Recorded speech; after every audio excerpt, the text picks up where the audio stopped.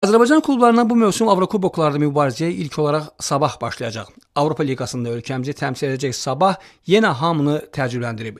Rusiyalı baş məşqçi Vasili Berezutski komandaya Azərbaycan kubokunu qazandırdıqdan bir neçə gün sonra gözlənilmədən Moskvaya ailəsinin yanına dönmək istədiyini bildirərək istefa verdi. Avroliqaya hazırlaşan komanda üçün belə məqamda baş məşqçi dəyişikliyi heç yerinə düşmədi. Yeni məşqçinin təyinatı, komandanı formalaşdırmağı, uyğunlaşma dövrünü keçməsi, bütün bunlar zaman tələb edir.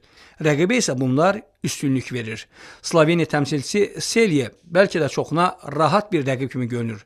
Amma bu komandanın son mövsümdə UEFA Konferans Liqasında 4-1 finala qədər irəlilədiyini, burada Fiorentinaya 2 oyunun yekununda 3-4 hesabı ilə uduzduğunu nəzərə alsaq, Sabahı heç də asan oyunlar gözləmir. Komanda Sloveniya Liqasını 4-cü sırada bitirsə də çempion Olimpiya Ljubljana'dan da, Maribordan da, ümumiyyətlə bütün rəqiblərindən də çox 76 gol vurub. Mövsümün son 20 maçının birində belə meydanı qol vurmadan tərk etməyib. Qalanını Sabahın baş məşqçiyə düşünsün deyərdim. Əfsus ki, baş məşqçi hələ yoxdur. Sabahın idman direktoru Igor Ponomaryov tezliklə baş məşqçi məsələsinin həllini tapacağını deyib. Həm də bildirib ki, klubun seleksiyaçıları yaxşı işlər görüblər. İnanıram ki, yeni transferlər komandanı gücləndirəcək. Statın sonu. Söhbətin hansı transferlərdən, kimlərdən getdiyi isə hələ ki qaranlıq olaraq qalır.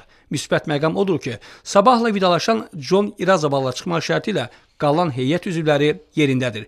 Ümumiləşdirsək, Sabahın Sloveniya klubu ilə mübarizədə mərhələ adlamaq şansı təxminən bərabərdir. Azərbaycan kubokunun qalibi ilk oyununu iyulun 10-da Bakıda, cavab görüşünü 17-sində Sloveniyada keçəcək.